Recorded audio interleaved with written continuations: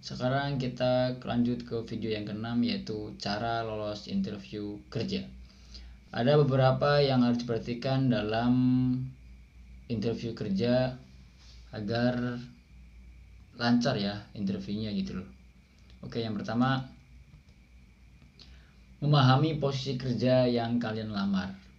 Kamu perlu melakukan identifikasi terhadap pekerjaan yang akan dilamar. Ini merupakan hal yang wajib harus kamu lakukan sebelum mengirim formulir pendaftaran diri. Identifikasi pekerjaan harus dilakukan dengan detail agar kamu benar-benar paham segala hal mengenai pekerjaan yang akan dilamar. Beberapa detail pekerjaan yang harus dipahami antaranya adalah tingkat pendidikan yang dibutuhkan. Contoh, semisal di dalam perusahaan itu mencari admin misalkan ya, menjadi admin dan tingkat pendidikannya itu minimal S1. Maka kalau kalian itu seorang lulusan SMA, jangan melamar. Saya katakan jangan melamar karena itu sia-sia. Karena di loker itu sudah disebutkan minimal S1. Oke. Lalu jurusan yang sesuai. Jurusannya yang dicari adalah administrasi, sedangkan kamu itu adalah pemasaran atau misalkan perawat gitu loh. Itu kurang cocok dan kurang tepat, dan itu percuma saja kalau misalkan kalian itu ampli di loker tersebut. Jadi hindari. Hingga pengalaman kerja yang dibutuhkan perusahaan gitu loh. Misalkan perusahaan itu pengen mencari yang pengalamannya barista atau cooking gitu loh. Sedangkan kamu yang nggak punya pengalaman sama sekali tapi ikut mencoba untuk mengampli, itu namanya bunuh diri. Jadi nggak usah gitu loh, nggak usah ampli yang seperti itu. Amplilah yang sesuai dengan pengalaman kamu, pendidikan kamu, jurusan kamu, maka kemungkinan besar diterima ya. Oke.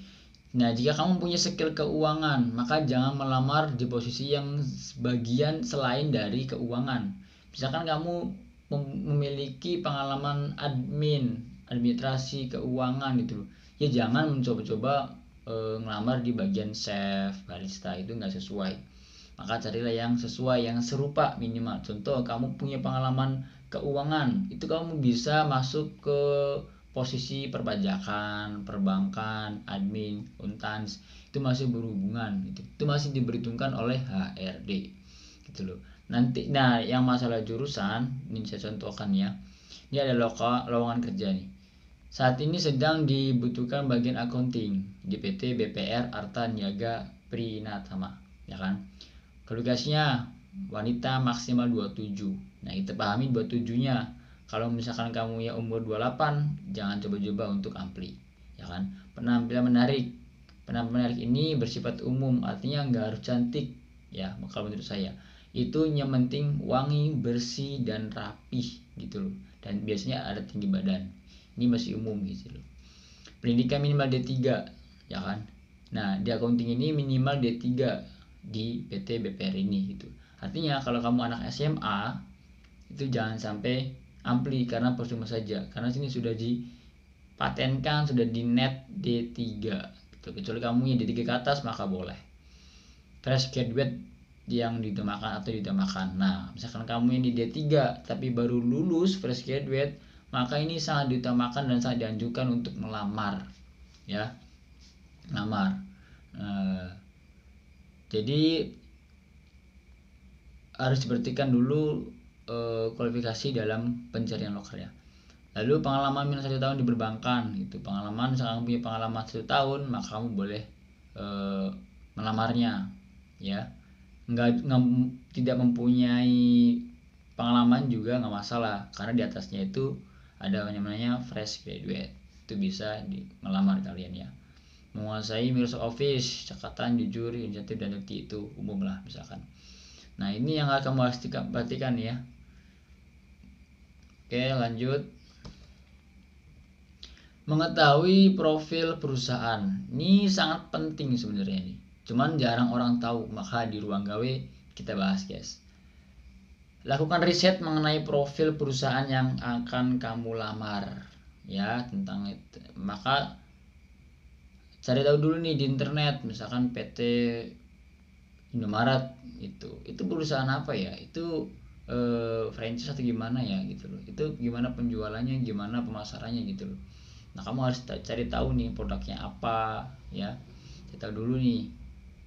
Terus juga kamu bisa mencari positif atau negatifnya perusahaan. Semisal positifnya nih prestasi gitu loh, produk ini terpopuler di marketplace Tokopedia, itu sebuah prestasi ya gitu loh. Nah kalau kamu tahu itu bagus gitu loh. Terus juga kegagalan, misalkan pada tahun berapa nurun pendapatannya gitu loh, itu kegagalan ya, itu kamu bisa kasih pemberitahuan kepada HRD, saya tahu pak gitu, saya tahu prestasinya di perusahaan ini, saya tahu kegagalannya pada tahun sekian itu nilai plus gitu loh.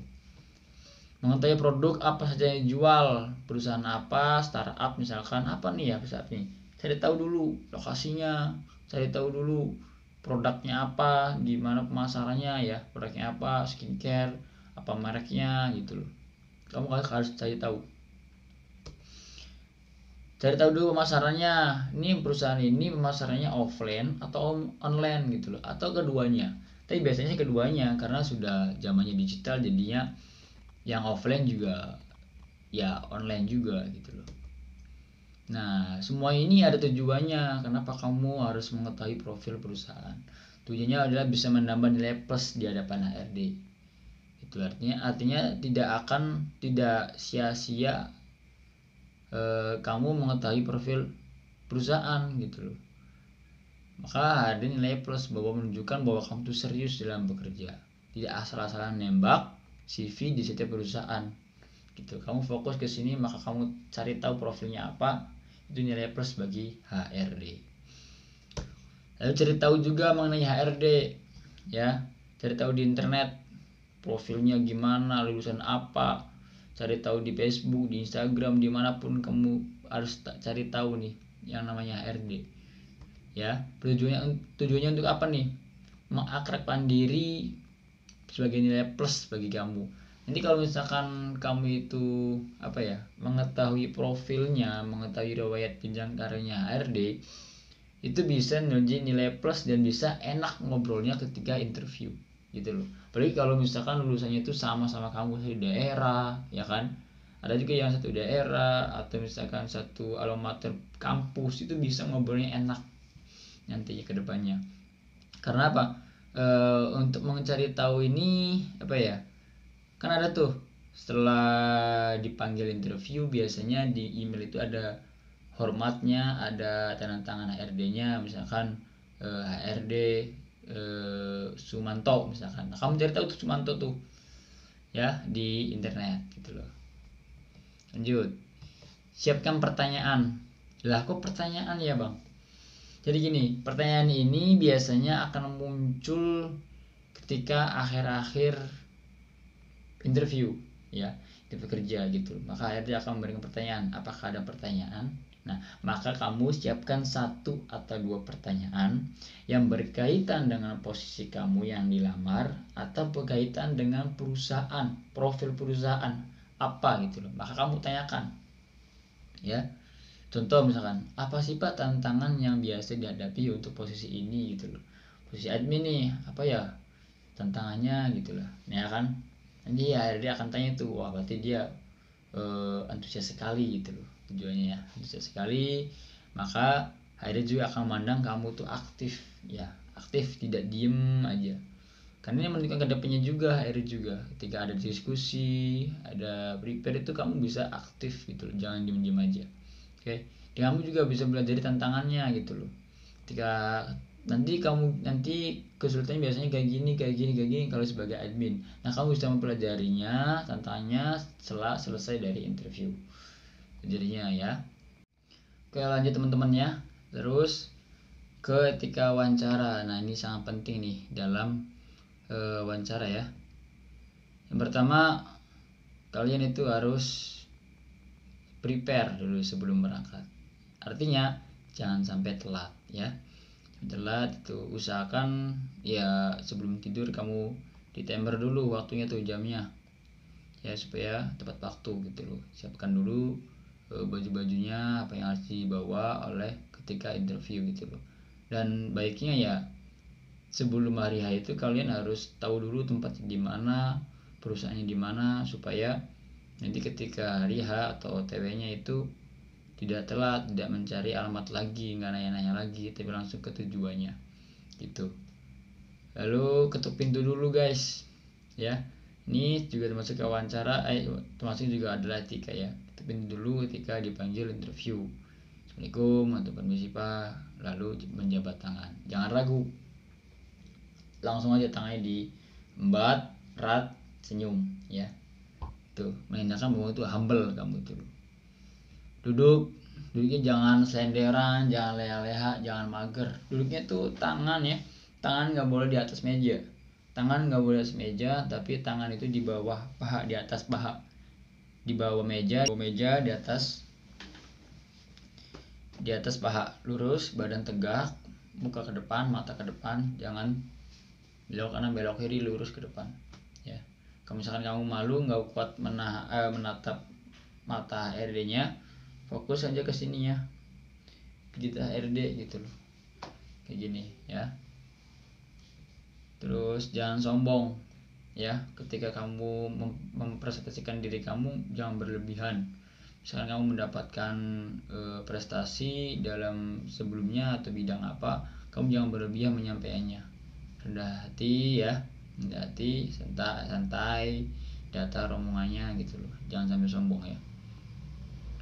Lalu aktif, fokus ya, apa yang disampaikan oleh HRD kamu dengarkan, apa yang ditanyakan oleh HRD kamu jawabnya seadanya sesuai dengan pertanyaan oleh HRD ya.